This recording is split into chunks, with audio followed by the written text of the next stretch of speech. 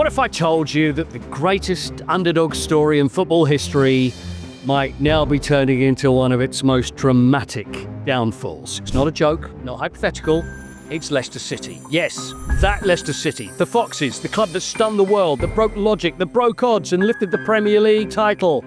It was back in 2016. Well, they're now fighting to avoid dropping even further down the football pyramid. We always start with a question, so here's one for you. How does a club go from 5,000 to 1 champions to staring at the trapdoor of the championship? Hello, I'm Paul Coyte. Welcome back to Sport on GB News Originals.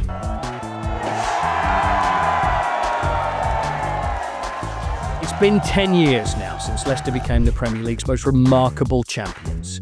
On the 2nd of May 2016, Leicester lifted the Premier League title. It was an achievement that nobody saw coming, even the Leicester fans, especially the Leicester fans.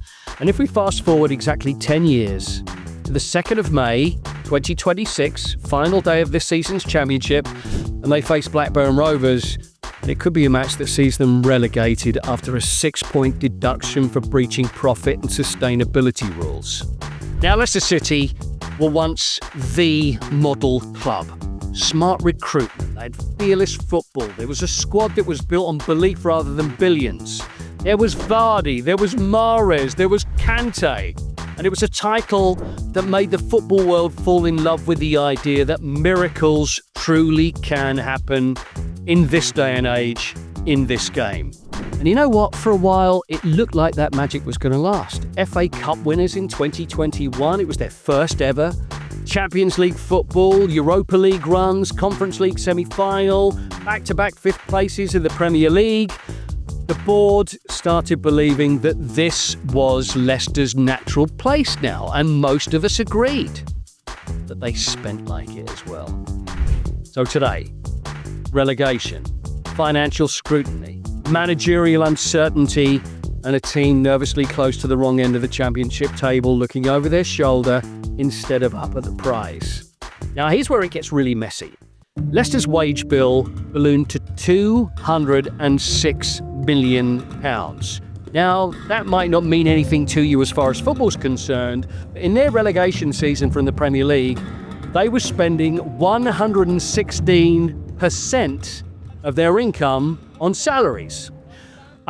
116%. You don't need to be an accountant to realise or do the maths, to put it mildly. It's unsustainable. It doesn't work. They're running at a huge loss. And get this, when they won the championship in 2024, their wage bill was £107 million. Now, that's unprecedented for a second-tier club. It's craziness. Leeds were at 84 million, Southampton 80 million, and the championship average 29 million. Leicester are spending 107 million. Now, you may wonder why. What's the reason for this? They've dropped down. Why are they spending so much money? Well, this is the kicker. It's those big money contracts that they handed out. Now, most didn't have a relegation clause. You know, it's the ones that normally cut a player's salary by like 30 to 50% if the club goes down. Leicester, oh no, we didn't bother with those. We'll be fine. We're going to be in the Premier League as long as we want. They didn't put it in the contract, and that's what stung them. Now, but Leicester's story isn't just Leicester anymore. It is a warning for the modern game. We've seen clubs go out of business. Let's hope it doesn't happen to Leicester. But the way they're going, things are not looking good, and they're only going in one direction. It's about how fragile success really is. So we ask fans what they make of Leicester's situation. Fairy tale champions to championship strugglers is what football fans had to say. Do you think Leicester City's title win 10 years ago was the greatest ever? It's definitely up there in terms of the achievement, the hard graft, and longevity in terms of the plan that they built up to get to that position. Because obviously with the previous manager, I think it was the year before they almost got relegated. So in terms of that club historically is obviously not an overachieving club, but for that specific time, I would say in that decade, it was probably the best achievement. It was special. I wouldn't say maybe the greatest ever, but, the underdog sort of thing. So, yeah, it was quite special.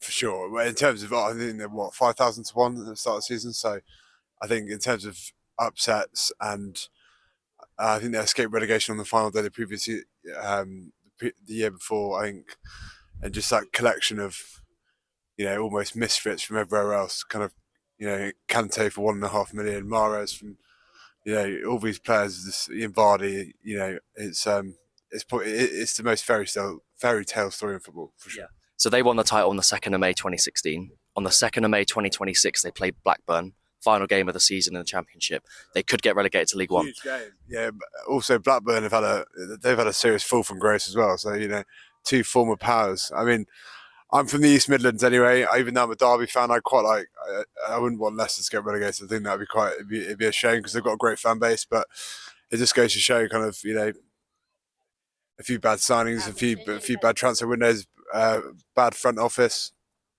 Things can go wrong. Do you feel a bit bad for them now, potentially getting relegated to League One after a points deduction and mismanagement from the board? I don't really care about Leicester City, to be honest. No. Yeah.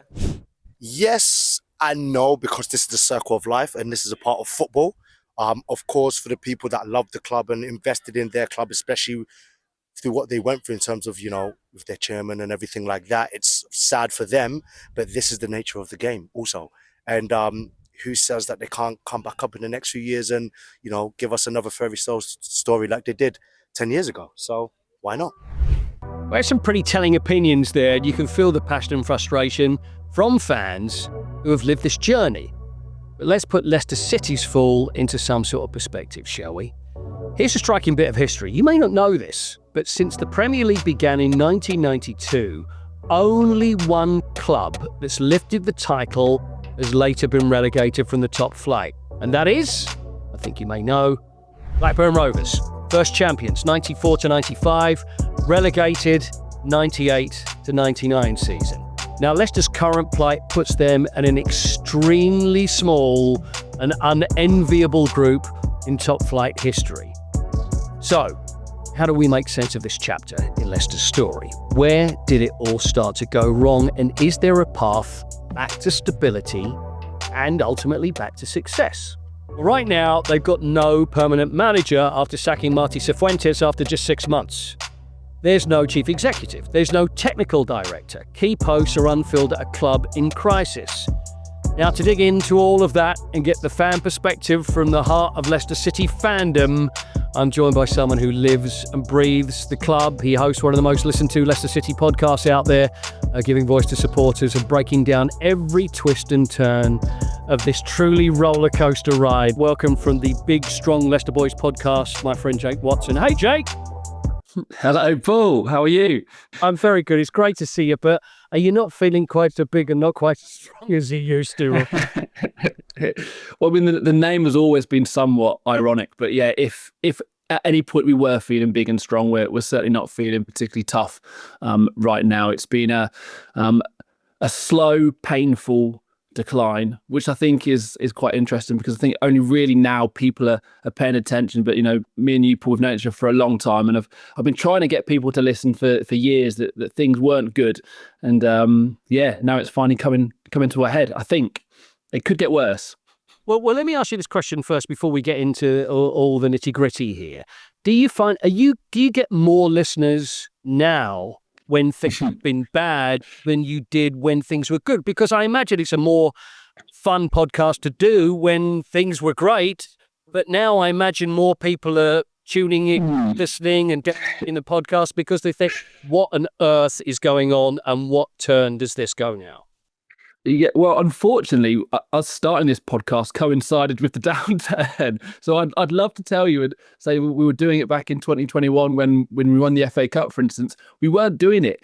So we started around 2022, and it was actually in January of that year when Brendan Rodgers, who was the manager at the time, called out the club for issues behind the scenes, and that was kind of the big key trigger moment that since then it's been on the downturn, and that's when we started it.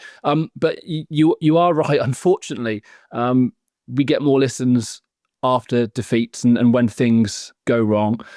People come to us for some sort of cathartic nature and to go through things through the podcast. That's essentially what our purpose now as a pod is. Every week we sit there for 2 hours and moan, and for some reason people enjoy listening to it. Well, it's a great podcast. We've been through already facts and figures and where things have gone wrong. I mean, where for you was the turning point? Because it's not just the fact that things are bad now, it's the fact that they were so great. And is it just overspend? Was it just stupidity? Is it just because, I mean, maybe I'm being a little harsh here, or is it a naivety, the fact that you think, you know what, we are always going to be huge now. I mean, and we can just spend, and all of a sudden, it's literally the rug's been pulled out underneath everybody's feet, and now where do we go from? Yeah, I mean, naivety is definitely a good word to use. They, in their defence with the battles with FFP and PSR, use the word ambition, that they're being punished for ambition, but 116% of your revenue going on player wages when you're 7th in the Premier League, even at that point, is massively, not financially smart way of working. But to then have that when you're not anywhere near 7th in the Premier League and your expenditure is still at those levels, and they don't appear to be making any serious attempts to cut that spending or curb the spending, then you begin to lose sympathy for that defence. But yeah, as I said, Can I just ask you though, when it comes to that sort of spending, and we know that it's going on player wages, is there a situation where fans are thinking, you know what, we'd really like it if you left, and players, or do you think there was any pressure on players to think, you know, you're taking all this money now from the club, could it either be reduced in any way? I know it's contracts, I know it's legally and it's their job, but is there any pressure towards those players that were on that big money that maybe something can be done that's going to help the club in the long run? No, I don't think so. I think when you look at the fans and how they react to the situation, you can look at similar situations in terms of Everton and Forest, who have both been punished for FFP. The reaction from that fan base, by and large, and I don't want to obviously speak for them completely, was anger towards the Premier League for the things that have been put in place. Whereas for us, the anger isn't towards the Premier League; it's towards the owners for misspending. We've got so many players who are just not that good in the politest way possible on huge wages, and even now they're on huge wages. You can't blame the players for accepting those contracts. If we were stupid enough to hand them out, if we're giving multi-year, multi-million pound contracts to players well into their 30s, Paul, and you're a team that's likely to kind of bounce between the divisions, and some of them without any clauses that their wages go down when in the Championship, then you're just stupid. So, I know that sounded... I know it sounds harsh in some senses, but this has been going on for years and years, and for now, even now, to have by a country mile the biggest wages in the Championship. Last year when we got relegated, I think we were 13th in the Premier League. Teams like Brentford, Brighton, we were spending loads more than all of these teams. And as you said, the year we got relegated from the Premier League in 22-23, it was the 7th highest wage in the entire Premier League with an average wage of £95,000 a week. We don't blame the players. We blame the director of football ultimately, who's signed off on these just ridiculously big contracts. And then you find yourself in a situation where you're watching a game and at least you've got, we can put all trouble aside. We can try and watch the game. We can try and enjoy it because that's what football's all about when you're watching it live in the first place. All your troubles go out the window as a fan.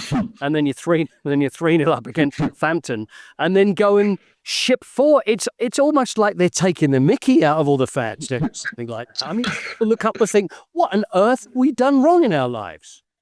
I mean, I also think, we need to point out, because people struggle with sympathy again for Leicester fans because of the fantastic times that we did have. You still, outside of the football club, for fans, they don't have any sympathy because they're unable to distinguish the difference between who the owner was then and who it was now, and how good things were then doesn't essentially then give you a free pass to be as bad as what they are now. But I mean, honestly, I could reel off stats of how bad things have been. I think it's 9 times in the last year we've conceded a goal within the first 10 minutes. Since November, we've conceded 3 or more goals in just a half of football since November. So yeah, the relief of going to watch your team and having any level of enjoyment. I don't celebrate the wins anymore, Paul. I don't celebrate goals anymore, and I'm not bothered when we lose. That's how bad things are. We're all at that point now where the worst thing when it comes to a football club. I mean, we've all been through it, and some of us are going through it with other clubs as well. And you hate that. And this is the thing: is that I always say that there's we've probably spoken about it before, but there's a little fire within you, which is your football club. And sometimes that flame burns brightly, and you're having a great time. For example, then when you won the title, that flame would never be bigger. And sometimes you think it's gone out. It's not there. I don't feel it anymore. I do not feel it anymore, and I'm so scared it's gone. And then all of a sudden, something will happen, bring that flame back. But it seems like your flame is going to take quite a lot of work to be relit, isn't it? Well, as far as the relighting that flame and having that connection with the football club in its current state, it's not going to happen. It's gone past the point of repair in terms of the relationship, not with just me, but with thousands and thousands of fans as far as the ownership goes. Protests are now happening. We're absolutely determined to force this ownership out of the football club. How you do that, it's very, very difficult. You look at what other fan bases have done over previous years, and again, we were talking about this last night on our own podcast. Because of the success and because of then the relationship and sympathy that you also have with the owner, because of his dad's passing and the connection, that we're not quite sure how we go about this. But it's not right. It's only going to get worse. He's not a good enough owner. But yeah, the fire's not there. I'm not going to renew my season ticket if there's no indication that there's going to be any level of change. I was very much on the fence this time around. Or is it because you just don't want to go anymore? I don't enjoy it. I do not enjoy it anymore. And look, I go to the away games with my mates and have done for years and years. And Paul, I go to the home games with my mum, and it's something we've done for years and years. And we love that. But the reason why I kept that season ticket and the reason why I still go more than, frankly, I want to is out of routine and habit and, for going with my mum. And there'll be so many other fans in similar, situations that you do things out of habit because of what you've always done. But at some point, you then have to sit back and think, am I enjoying this? Am I having fun? Or are there things I'd rather be spending my time and my money on? And that's 100% where I'm at now. When I have an option that isn't, going to watch Leicester at the weekends, I pick that other option, and that's incredibly sad. But that's where I'm at, and I'm at the point where I don't want to spend any more money, and I don't want to go through another year like this of just sat there thinking, this is not fun for me, and this can't be fun for anyone else, and we need change. So what does the change need to be? I mean, is it just someone that needs to buy the club? Right? Because with contracts, how long are they going to be? Because not only are they going to inherit, a heritage, a great football club, but they're also going to inherit those debts and how much they owe the players, etc. Is someone going to come in, and is that what is going to save Leicester City? Because the way we look at it at the moment, you drop down to League One, who knows where this could end? So it's a huge worry for everybody. What would you like to see happen? I would like to see us get relegated this season. It's really difficult, because you don't know the complications and the outcomes of what financially that would mean for the football club, because we've borrowed huge amounts of money of Premier League TV money that they predicted that they would get in years to come. We've taken out loans on that money, which we're now obviously not going to get. The financial state of the football club is pretty dire. So if we were to get relegated to League One, obviously that would cut our income even further. But if we do stay up this year, Paul, I think that they will feel that they can still save it. So the owner did an interview about a month ago, and it was the first time he'd spoken publicly in nearly 10 years. So again, it shows the disconnect and the neglect that he's given as a fan base. And he was asked the question, what happens if we don't get promoted this season? Because he still thought we'd get promoted this season. He turned around and goes, we promote next season. His constant answer to these things is, oh, it's okay. Because obviously it's happened before when we've had such success. He just thinks it's that simple. Oh, okay, we'll just do that next season. We'll do that next season. So he's naive, and the word that you use, and he can't recognise that he cannot save this. So for me, the only way, or the best way, that we're likely to see a change in ownership is if we're relegated, and there is a chance that we even then of course, then go into administration where the club is forcibly taken from his hands. And that's not a situation you want to get to. But I just don't see, Paul, how else he even entertained the idea of selling the football club. In this same interview, he was asked, would he consider selling the club? And it was a flat no. So what's the answer here? And I think, unfortunately for me, if it has to mean we get relegated, if it has to mean we go into administration, then so be it. I'll still be a fan of the football club if we're in League One. And if it's a year, if it's 2 years, if it's 3, look at Sunderland, look at so many other clubs. It's happened before, and we can and we will bounce back. But the answer of sticking with the same ownership is not the answer, because this will continue to get worse. Jake, you're still young. You've still got time. Things may be okay. Relegation. Listen, one more question, and as awful as it was, that awful helicopter crash with the chairman, etc. Is this had more of an effect on this football club that you would ever imagined? Because I hate to try and sort of talk about it, but had he lived and had that not happened, do you think that Leicester City would be in the state they are today? Absolutely not. I'm convinced that we would be in a much stronger place. Now, that's not to say we would have won multiple trophies and continued at the top end of the Premier League, because again, I think people think that we're an entitled fan base and we expected that to continue. No. We knew that what we were experiencing in those moments was halcyon times. It was unprecedented, but it also wasn't an accident. Vichai, who was the owner, the leader of King Power, he created this monopoly of King Power. He created this multi-billion-pound business. He then bought the football club when we were on mid-table in the Championship and created the most incredible foundations where we were the envy of every other football club in the country, not because of the football we played, but because of the way we were run. And people need to distinguish the difference between, yes, we are still owned by King Power, but this was Vichai's Leicester, the successful one, and this is Top's Leicester. It's essentially a different ownership. You can call it King Power, but it's ran by two different people. And when Vichai died, it was obviously horrific. And this then young man was thrust into the scenario home to own this football club and run the King Power business simultaneously. But unfortunately, he is not the same businessman and owner as what his dad was.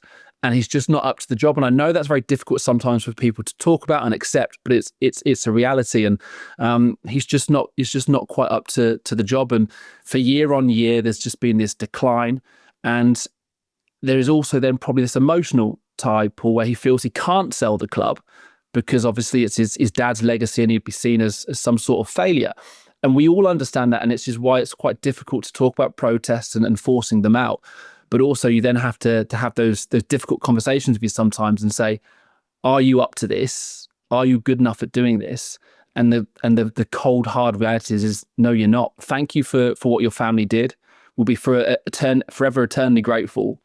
But now's the time to move on. And by moving on now, actually, it protects the legacy to a degree of what his dad put in place. Continue and it gets worse and it ruins lots of that, which we don't want to have to get to. We really don't. Jake, I really appreciate it. Great to speak to you. The Big Strong Leicester Boys podcast. Hopefully even more. Well, I'll tune in even more than I have already, but we love it. And congrats and best of luck for Leicester City. Thanks a lot for your time. So there's Jake Watson. It's a really difficult thing, isn't it? When you find yourself as a football fan and you love your club, as we all know, you can't change clubs. You've got to stick with them. It's even more like family, because once that decision's made when you're a kid, that's it. You're there for life. And you see the ups and downs. Leicester fans have certainly seen, well, the very highest highs, winning the Premier League, and now the very lowest lows, because they don't know where they're going to go. And when you speak to someone like Jake, who's a lifelong fan, as the podcast would go home and away, and now feels that he doesn't want to go anymore, let's just hope that something works out fine with Leicester, because whether you're a fan or whether you're not, you don't want to see great football clubs like that just go down to the wall. Anyway, 10 years to the day.